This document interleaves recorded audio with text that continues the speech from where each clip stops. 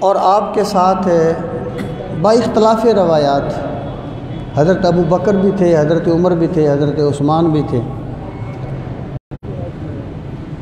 اور بعض روایات کے مطابق کچھ اور صحابہ بھی تھے۔ تو جب سرکار اس پہاڑ پہ تشریف لے گئے تو اس پہاڑ پر زلزلہ طاری ہوا، یعنی وہ پہاڑ کانپنے لگ گیا۔ اہل محبت کہتے ہیں کہ وہ پہاڑ وجد میں آ گیا تھا کہ مجھ پہ اللہ کے رسول تشریف فرمائے۔ تو سرکار نے فرمایا، مختلف نام ہے، کبھی کسی میں سبیر بھی ہے، احد بھی ہے، آپ نے اس پہاڑ کو مخاطب ہوتے ہوئے فرمایا، اثبت، ٹھہر جا، فَإِنَّ عَلَيْكَ نَبِيٌّ وَصِدِّيقٌ وَشَهِيدَانِ، کہ تجھ پہ ایک نبی سوار ہے، ایک صدیق سوار ہے، اور 2 شہید سوار ہیں۔ یعنی سرکار نے اپنے بعد جو نام لیا ہے وہ ابو بکر صدیق رضی اللہ تعالیٰ عنہ۔ جب بھی آپ نے صحابہ کرام کا ذکر کیا تو سب سے پہلے آپ نے حضرت ابو بکر صدیق رضی اللہ تعالیٰ عنہ کا نام لیا۔ اسی طرح جب آپ نے متعدد صحابہ کرام کے جنتی ہونے کو ایک حدیث پاک میں بیان فرمایا، جن کو عشرہ مبشرہ کہا جاتا ہے، واضح رہے کہ رسول کریم صلی اللہ تعالیٰ علیہ وآلہ وسلم نے کئی صحابہ کرام کو جنتی ہونے کی بشارت دی ہے، عشرہ مبشرہ کے علاوہ بھی۔ ویسے تو سرکار کے سارے صحابہ ہی جنتی ہیں، کلم وعد اللہ الحسنہ، اللہ نے سب سے جنتی ہونے کا وعدہ فرمایا، لیکن بعض کے آپ نے نام ذکر فرمائے، تو عشرہ مبشرہ کے علاوہ بھی ہیں، لیکن عشرہ مبشرہ میں جب آپ نے 10 صحابہ کرام کا ذکر کیا تو اس میں آپ نے فرمایا ابو بکر فی الجنہ، عمر فی الجنہ، عثمان فی الجنہ، علی فی الجنہ، آگے پھر 6 صحابہ کے اور نام۔ تو سب سے پہلے ابو بکر صدیق رضی اللہ تعالیٰ عنہ کا اس میں گرامی لیا۔ یعنی اس سے یہ چیز ہمیں سمجھ آتی ہے کہ رسول کریم صلی اللہ تعالیٰ علیہ وآلہ وسلم کے نزدیک تمام صحابہ بڑی شان والے ہیں، لیکن صحابہ کرام میں سب سے پہلا نمبر جو ہے وہ ابو بکر صدیق رضی اللہ تعالیٰ عنہ کا ہے۔ اور سامعین محترم، پھر آپ دیکھیں ہر صحابی کی ایک الگ شان ہے۔ میں نے عرض کیا تھا کہ ایک فضیلت جزوی ہوتی ہے، ایک فضیلت کلی ہوتی ہے۔ ہر صحابی کی فضائل جزویہ ہیں، لیکن جو علم العقائد میں اہل سنت نے یہ اس چیز کو بیان کیا تو یہ مجموعی عقائد کو دیکھ کے ایک بات کو طے کیا جاتا ہے۔ ایسی احادیث مبارکہ ہیں جن میں رسول کریم صلی اللہ تعالیٰ علیہ وآلہ وسلم نے تمام صحابہ کرام میں سے ابو بکر صدیق کی انفرادی شان کو بیان فرمایا۔ مثلا ابو بکر صدیق رضی اللہ تعالیٰ عنہ، اللہ تعالیٰ نے آپ کو بڑا مال و دولت بھی عطا فرمایا تھا، آپ نے بہت سے غلاموں کو خرید کے آزاد بھی کیا تھا، اور اس کے بعد بھی آپ کے پاس 40,000 درہم تھے۔ تو رسول کریم صلی اللہ تعالیٰ علیہ وآلہ وسلم نے کئی مقامات پہ اس چیز کو بیان فرمایا۔ پہلی بات یہ ہے کہ اگر کسی صحابی نے رسول کریم صلی اللہ تعالیٰ علیہ وآلہ وسلم کی کوئی خدمت کی ہے تو یہ اس کی سعادت ہے کہ اللہ نے انہیں یہ شرف بخشا ہے۔ سبحان اللہ، اللہ نے انہیں یہ شرف بخشا ہے، یہ اس کی سعادت ہے۔ وہ کسی صوفی کا قول ہے، کام پر نازا مت ہو، کام لیے جاتے ہیں کیے نہیں جاتے۔ یہ اللہ کا کرم ہے کہ وہ کسی کو کوئی شرف بخشتا ہے۔ ابو بکر صدیق رضی اللہ تعالی عنہ نے دیکھیں، حضرت عثمان غنی رضی اللہ تعالی عنہ بہت مالدار صحابی تھے، ان کو بھی سرکار نے جنت کی بشارت دی ہے، مال کی وجہ سے بھی دی ہے، انفاق فی سبیل اللہ۔ حضرت عبد الرحمن بن عوف بہت مالدار صحابی تھے۔ تمام صحابہ نے بڑی بڑی اسلام کی خدمات کی ہیں، لیکن ابو بکر صدیق نے اپنا مال راہ خدا میں اس وقت خرچ کیا جب کسی نے نہیں کیا، کیونکہ وہ لوگ بعد میں مسلمان ہوئے تھے۔ تو رسول کریم علیہ الصلوۃ والسلام نے فرمایا کہ ما نفعنی مال احد قط ما نفعنی مال ابی بکر، کہ مجھے کسی کے مال نے اتنا نفع نہیں دیا جتنا ابو بکر کے مال نے نفع دیا۔ جب سرکار نے یہ فرمایا فبقا ابو بکر، تو یہ بات سن کے حضرت ابو بکر صدیق رو پڑے۔ آپ نے عرض کی یا رسول اللہ حل انا و مالی الا لکا یا رسول اللہ صلی اللہ علیہ وسلم، یا رسول اللہ صلی اللہ علیہ وسلم میں بھی آپ کا ہوں اور میرا مال بھی آپ کا ہے۔ سبحان اللہ، یعنی یہاں پر آپ دیکھیں کہ ما نفعنی مال احد قط ما نفعنی مال ابی بکر، کہ مجھے کسی کے مال نے اتنا نفع نہیں دیا جتنا نفع ابو بکر کے مال نے دیا۔ ایک اور حدیث پاک میں آتا ہے، یہ سرکار کی ذرہ نوازی ہے کہ آپ اس طریقے سے بیان فرماتے ہیں، ورنہ رسول کریم صلی اللہ تعالیٰ علیہ وآلہ وسلم کی خدمت جو بھی کرتا ہے اس کی سعادت ہے۔ سرکار اسے ذرہ نوازی فرماتے ہوئے اس طرح بیان فرماتے ہیں، فرمایا کہ ما من احد، تم میں سے جس بندے نے بھی ہم پر کوئی احسان کیا ہم نے اس کا بدلہ دے دیا، الا ابا بکر، مگر ابو بکر کا بدلہ نہیں دیا، یکافئہ اللہ بہا یوم القیامہ۔ ابو بکر کے جو اسلام پر احسانات ہیں، ابو بکر کی جو اسلامی خدمات ہیں، ان کا بدلہ تو قیامت کے دن اللہ تعالیٰ ہی عطا فرمائے گا۔ اب آپ دیکھیے، اس کا یہ مطلب نہیں ہے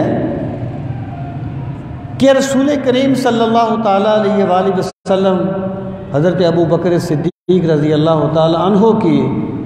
جو اسلامی خدمات تھی ان کا بدلہ نہیں دے سکے، بلکہ اس کا مطلب یہ ہے کہ دنیا میں اتنا کچھ تھا ہی نہیں جو ابو بکر کے احسانات کا بدلہ بنتا۔ جس کا عمل ہے بے غرض،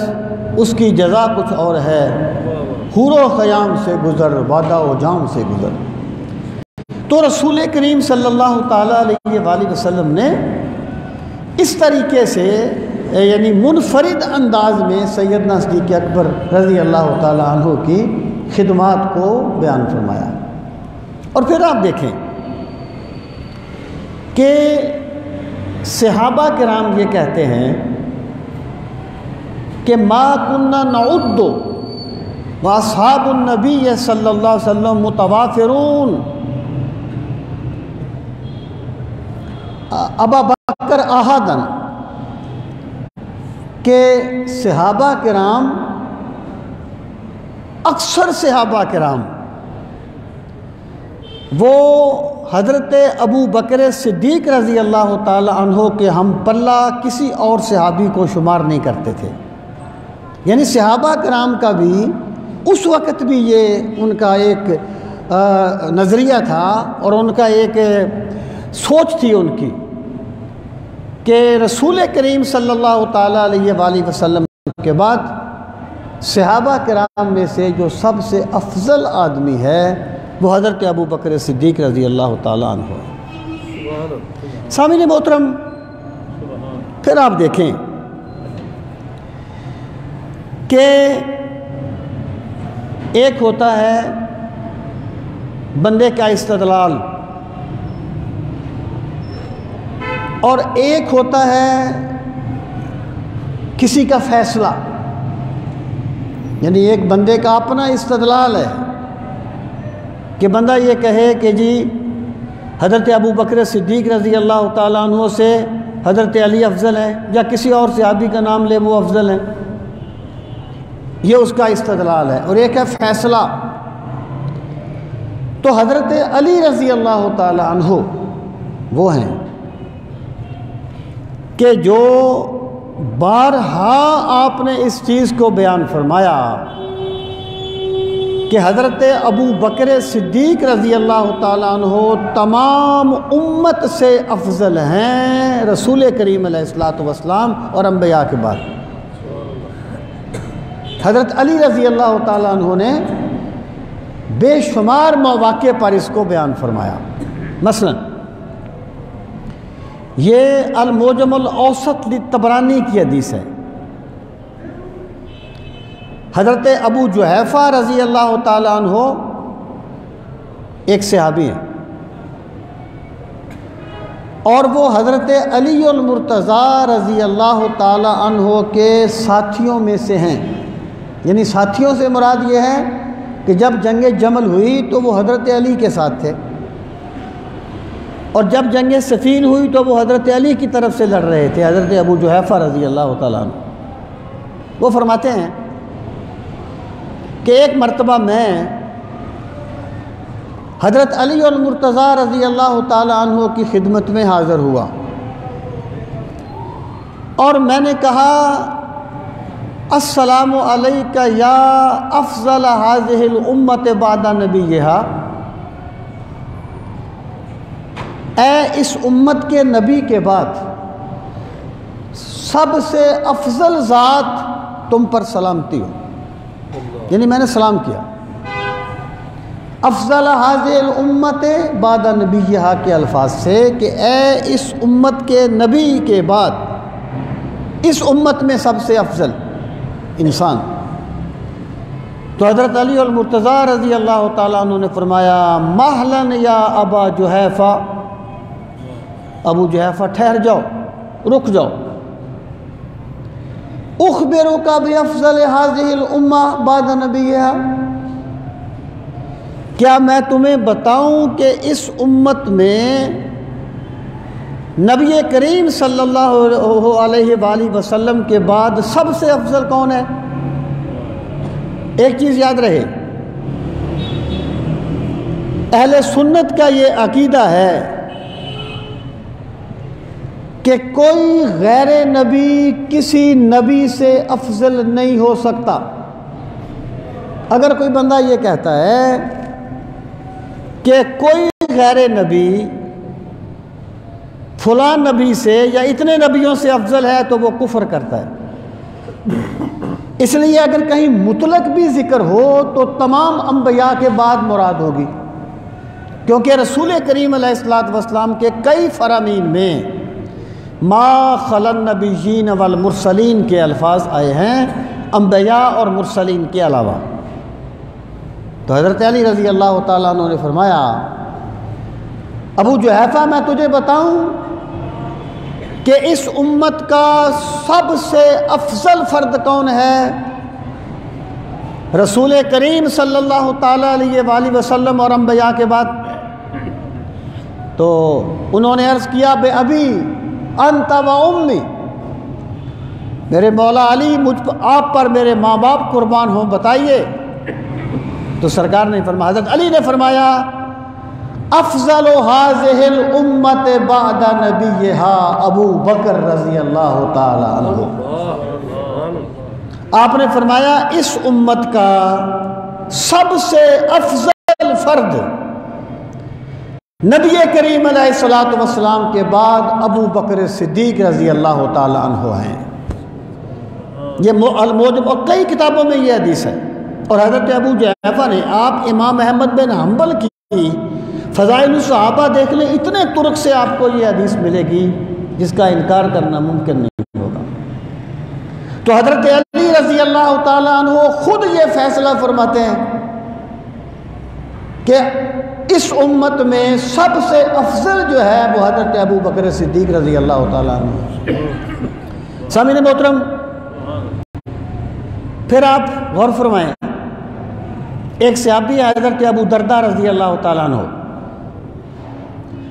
حضرت ابو درداء رضی اللہ تعالیٰ عنہ فرماتے ہیں کہ ایک مرتبہ میں رسول کریم صلی اللہ تعالیٰ علیہ وآلہ وسلم کے ساتھ چل رہا تھا، اور اس طرح میں چل رہا تھا کہ میں ابو بکر صدیق سے آگے چل رہا تھا۔ ظاہر ہے سرکار سے آگے تو نہیں چل رہے ہوں گے، کیونکہ وہ تو اللہ تعالیٰ نے حکم دے دیا تھا لا تقدموا بین یدی اللہ ورسولہ، کہ اللہ اور اللہ کے رسول سے آگے نہ چلو۔ تو مطلب یہ ہے کہ سرکار سے پیچھے ہوں گے، لیکن حضرت علی اور مرتضیٰ رضی اللہ تعالیٰ عنہ آپ فرماتے ہیں کہ میں ابو بکر صدیق رضی اللہ تعالیٰ عنہ سے آگے آگے چل رہا تھا۔ تو سرکار نے مجھے دیکھا، آپ نے فرمایا یا ابا درداء اتمشی من ہوا خیر منک، اتمشی امام من ہوا خیر منک، کیا تم اس ذات سے آگے چل رہے ہو جو تجھ سے افضل ہے؟ اور پھر آپ نے فرمایا ابو بکر ما غربت الشمس ولا طلعت على افضل على رجل افضل من ابی بکر وکما قال النبی صلی اللہ علیہ وسلم۔ آپ نے فرمایا کہ سورج نہ کسی ایسے شخص پہ طلوع ہوا نہ غروب ہوا جو انبیاء و مرسلین کے بعد ابو بکر صدیق سے افضل ہو۔ سامعین محترم، اور یہ جو حضرت علی رضی اللہ تعالیٰ عنہ کا فرمان ہے، اس کو امام احمد بن حنبل جو ہیں وہ بہت سی اسناد کے ساتھ لے کے آئے ہیں۔ آپ نے فرمایا لا یفضلنی احد علی ابی بکر و عمر الا جلدتہ حد المفتری۔ آپ نے فرمایا کہ جو بندہ مجھے ابو بکر صدیق سے یا حضرت عمر فاروق سے افضل کہے گا، لا یفضلنی احد علی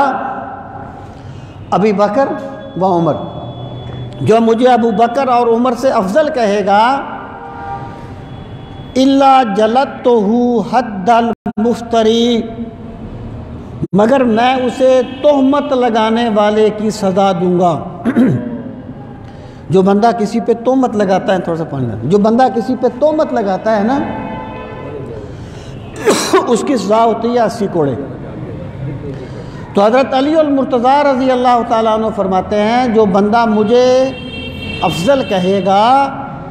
میں اسے وہ سزا دوں گا جو کسی تہمت لگانے والے کو دی جاتی ہے۔ اب سامعین محترم، اب آپ غور فرمائیں کہ یہ حضرت علی کا فیصلہ ہے، یہ حضرت علی کا فیصلہ ہے کہ ابو بکر و عمر مجھ سے افضل ہیں۔ تو جو بندہ حضرت علی سے محبت کرتا ہے وہ مولا علی کے فیصلے کا انکار کیسے کر سکتا ہے؟ اور ایک اور حدیث پاک آپ سنیں جسے شاہ عبدالعزیز محدث دہلوی نے تفسیر عزیزی میں درج کیا ہے۔ وہ فرماتے ہیں کہ امام سمان نے الموافقہ میں اس حدیث کو درج کیا، اور اس حدیث کی سند کیا ہے؟ فرماتے ہیں امام جعفر صادق نے روایت کیا اپنے والد گرامی حضرت امام باقر سے،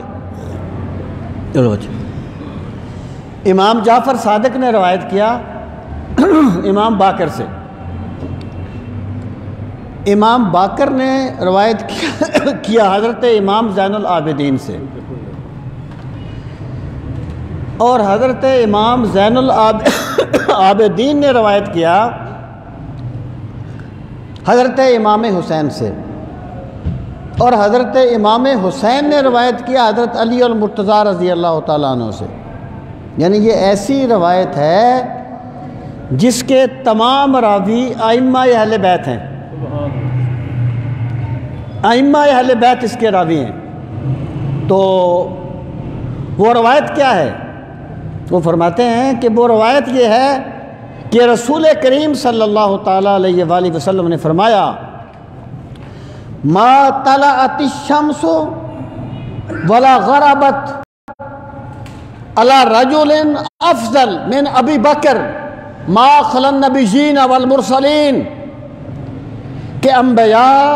اور رسولوں کے بعد سورج ابو بکر سے افضل نہ کسی شخص پہ طلوع ہوا اور نہ کسی شخص پہ غروب ہوا۔ اب سامعین محترم،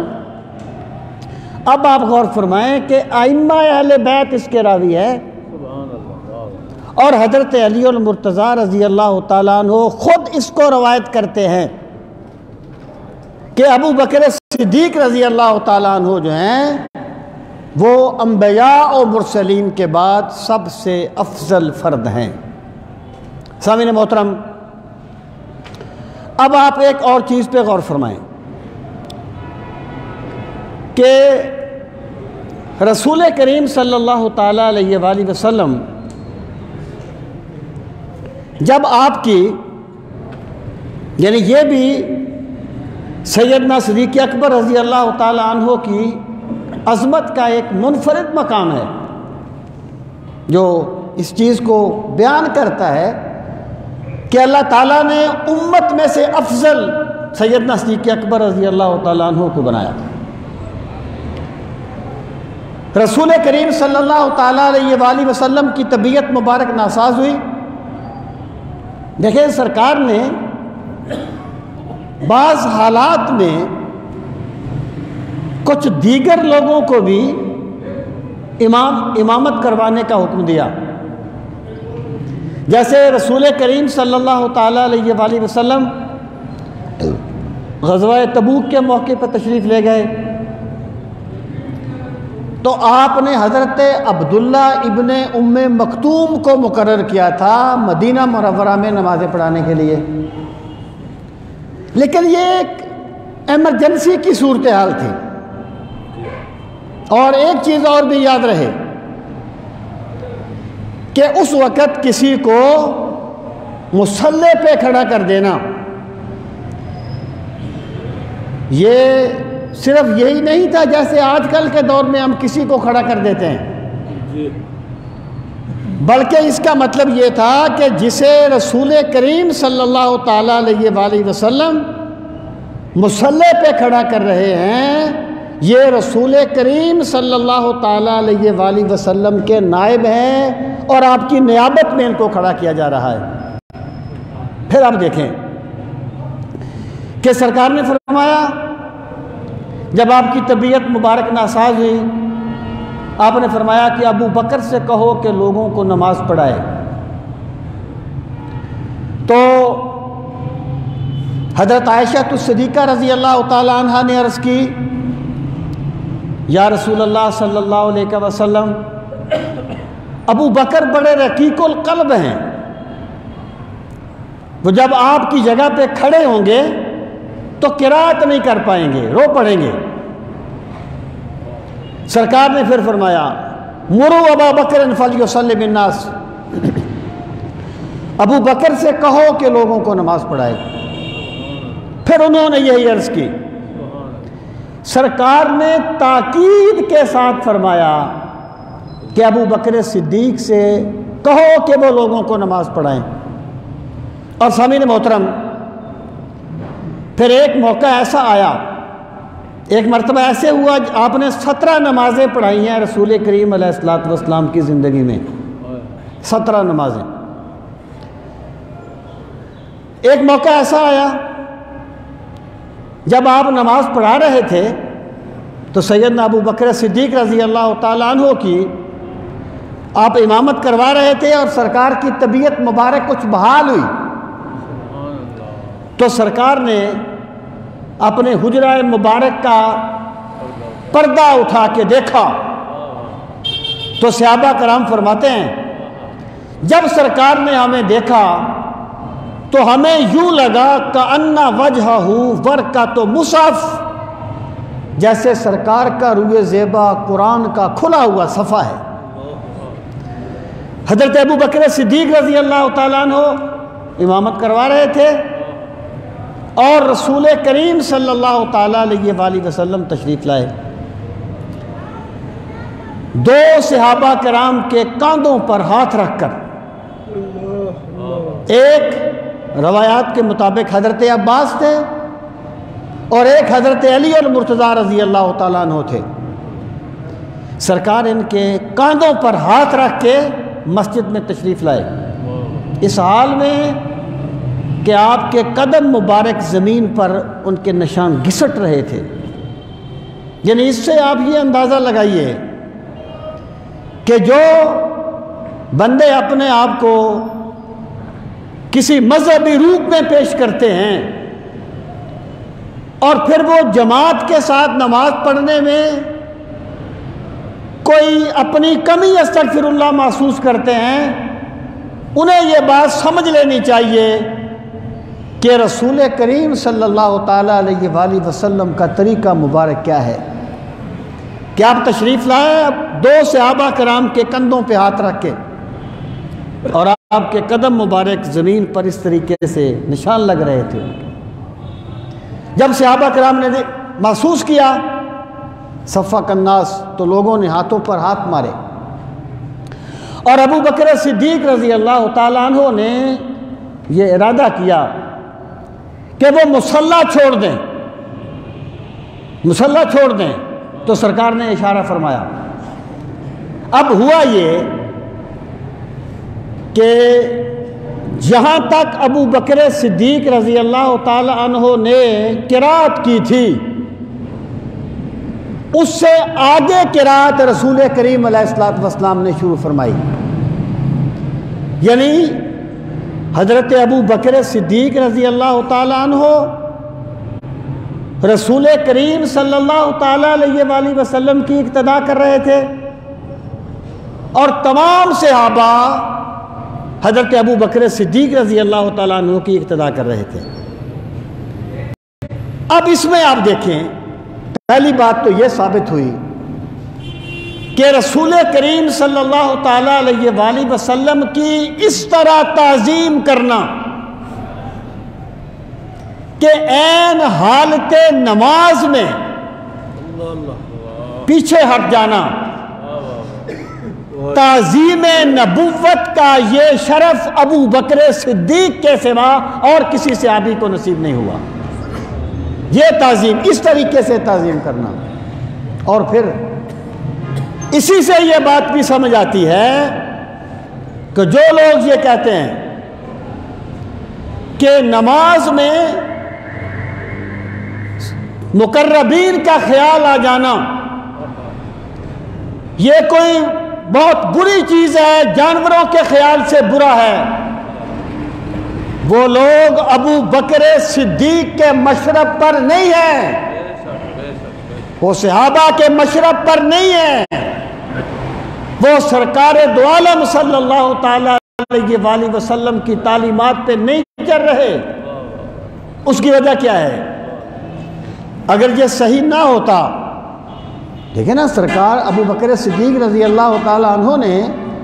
تعظیم نبوت میں آپ پیچھے آئے نا، اگر یہ صحیح نہ ہوتا تو سرکار صحابہ کرام سے فرما دیتے کہ نماز دوبارہ پڑھو۔ آپ نے ایسا نہیں فرمایا، بلکہ یہاں تک ابو بکر صدیق نے نماز پڑھائی تھی، وہ نماز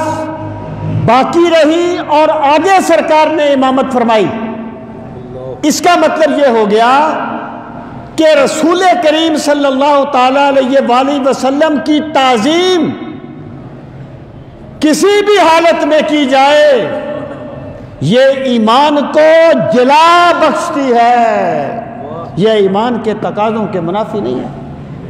تو تعظیم نبوت کا یہ جو شرف ہے یہ سیدنا صدیق اکبر رضی اللہ تعالیٰ عنہ کے سوا اور کسی کو نہیں ملا۔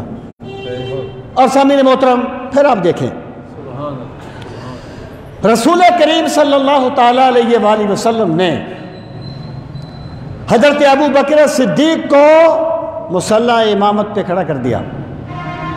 اب مجھے آپ یہ بتائیے، اور تمام صحابہ نے ابو بکر صدیق رضی اللہ تعالیٰ عنہ کی اقتداء میں نمازیں ادا کی، اور یہ حکم اضطراری طور پر نہیں تھا، تاکیداً تھا، اتفاقیہ نہیں تھا، تاکیداً بار بار آپ نے فرمایا۔ اس کا مطلب یہ ہو گیا کہ رسول کریم صلی اللہ تعالی علیہ وآلہ وسلم نے عملی طور پر یہ ثابت کر دیا کہ میرے بعد اس امت میں ابو بکر صدیق کا مقام اور مرتبہ ہے، اور تمام صحابہ کرام نے آپ کی اقتداء میں نماز پڑھ کے اس چیز کو ثابت کر دیا کہ رسول کریم صلی اللہ تعالی علیہ وآلہ وسلم کے بعد آپ کا جانشین ابو بکر صدیق رضی اللہ تعالیٰ عنہ ہے۔ سامعین محترم، اب یہ جو چیز تھی نا، اس کو ہی صحابہ کرام نے دلیل بنایا تھا سیدنا صدیق اکبر رضی اللہ تعالیٰ عنہ کی خلافت پر۔ حضرت علی المرتضیٰ رضی اللہ تعالیٰ عنہ فرماتے تھے کہ ہم نے انہیں خلیفہ منتخب کر لیا، کس لیے کہ جسے سرکار نے ہمارے دین کا امام بنا دیا، ہم نے انہیں اپنی ریاست کی امامت کے لیے منتخب کر لیا۔ اور ایک موقع پہ جب کسی نے کوئی بات کہی تو حضرت علی المرتضیٰ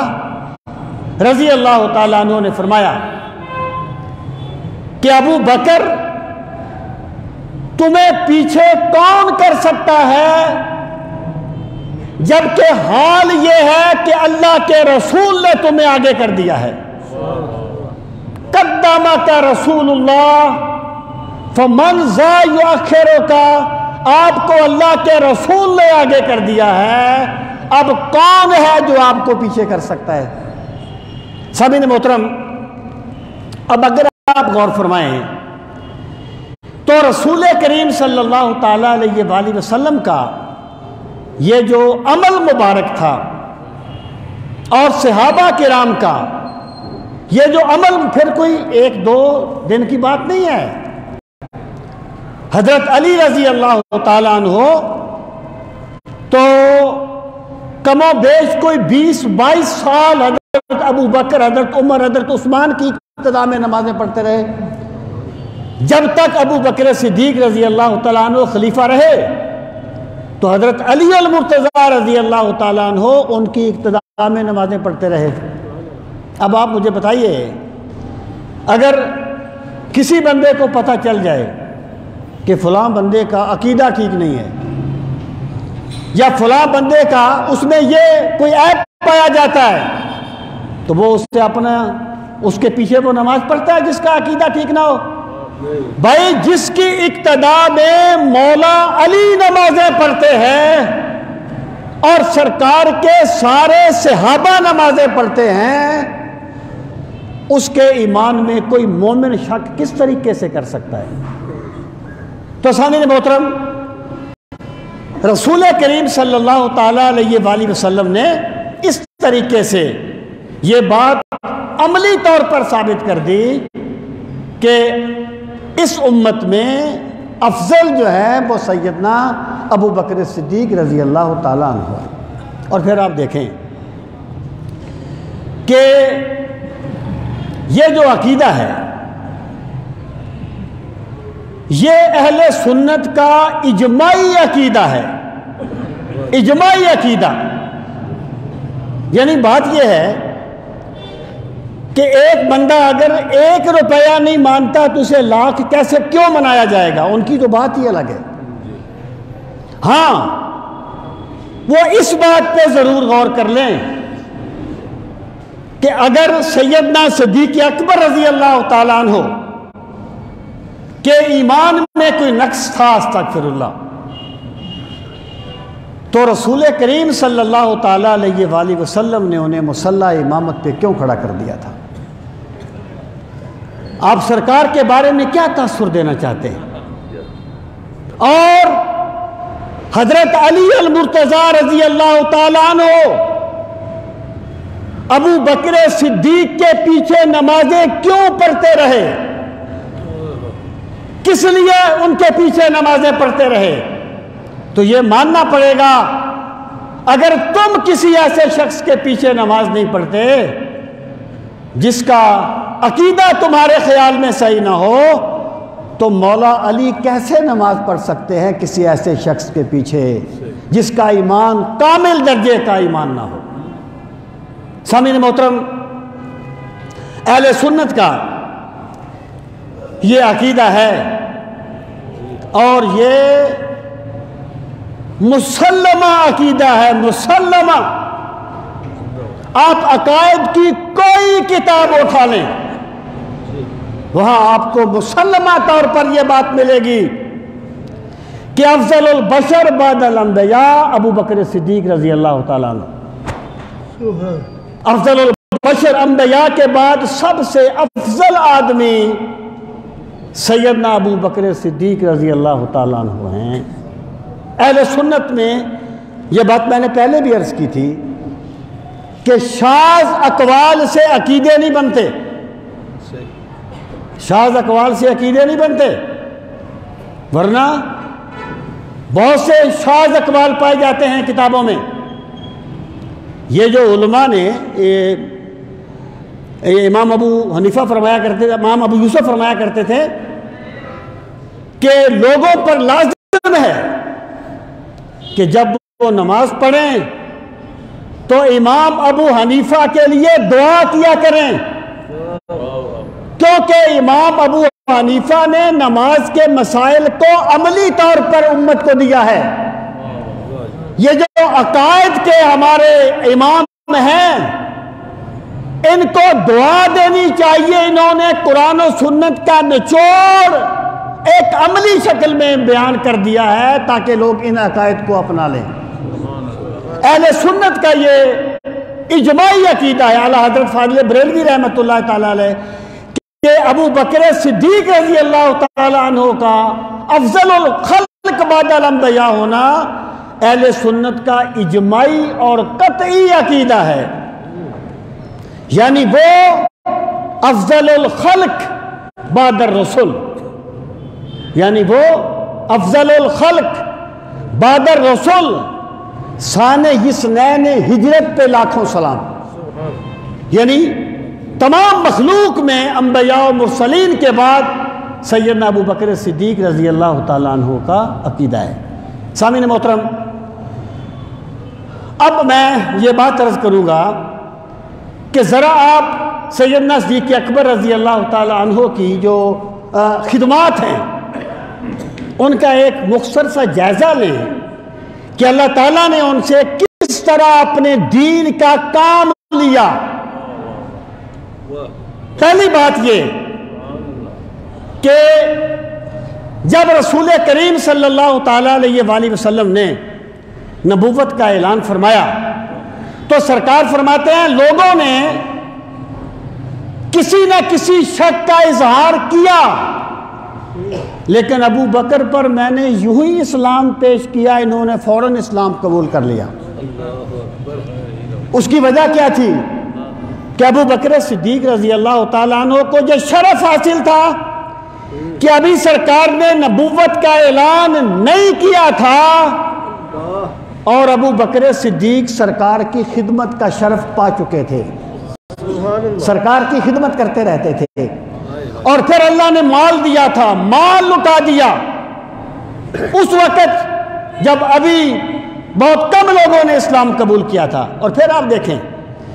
جب سرکار ہجرت فرمانے کے لیے گئے تو اپنی ذات کی خدمت کے لیے ابو بکر صدیق کو منتخب فرمایا۔ یہ کوئی چھوٹی بات نہیں ہے، اپنی ذات کی خدمت کے لیے، اور بڑا نازک موقع تھا، یہ بڑا حساس موقع تھا۔ سرکار کی نظر انتخاب اپنی ذات کی خدمت کے لیے اگر کسی پر پڑی تو ابو بکر صدیق پہ پڑی، اور پھر سیدنا ابو بکر صدیق رضی اللہ تعالیٰ عنہ کو اللہ پاک نے یہ شرف بھی نصیب فرمایا کہ آپ کی بیٹی ام المومنین بنی، ام المومنین بنی آپ کی بیٹی۔ اور پھر آپ دیکھیں ایک مرتبہ حضرت ابو ہریرہ نے کہا کہ سرکار کے وصال کے بعد اگر ابو بکر نہ ہوتے تو دین کی بنیادیں ہل جاتی۔ لوگوں نے کہا یہ تم نے کیا کہہ دیا، یہ تم نے کیسی بات کہہ دی؟ تو انہوں نے فرمایا دیکھو سرکار کے وصال کے بعد جو حالات پیدا ہو گئے تھے، جس طرح کچھ قبیلے مرتد ہوئے تھے، جس طرح دیگر لوگوں نے اسلام پر حملہ آور ہونا چاہا تھا، اگر ابو بکر جیسا استقامت کا پہاڑ نہ ہوتا تو نتائج مختلف نکلتے۔ اور ابو بکر صدیق رضی اللہ تعالیٰ عنہ کو یہ شرف بھی حاصل ہے کہ آپ نے قرآن مجید کو کتابی شکل میں جمع کیا ہے۔ یہ جو ہمارے پاس قرآن ہے نا، بالاتفاق یہ ابو بکر و عمر و عثمان کا جمع کیا ہوا ہے۔ تو میرے بھائی جو بندہ بھی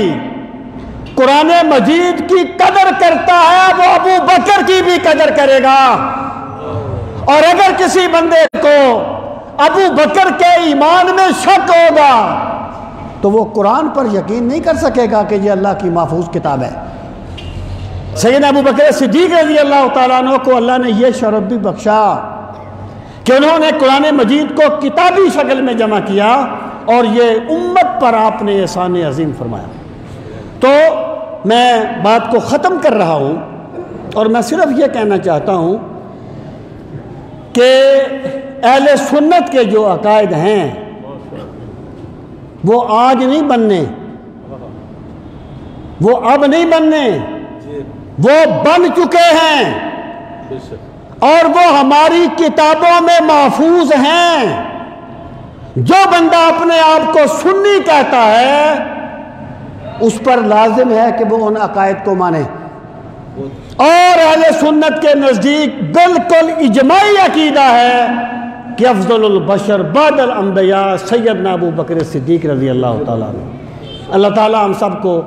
دین کا فہم صحیح نصیب فرمائے۔ وما علینا الا البلاغ المبین۔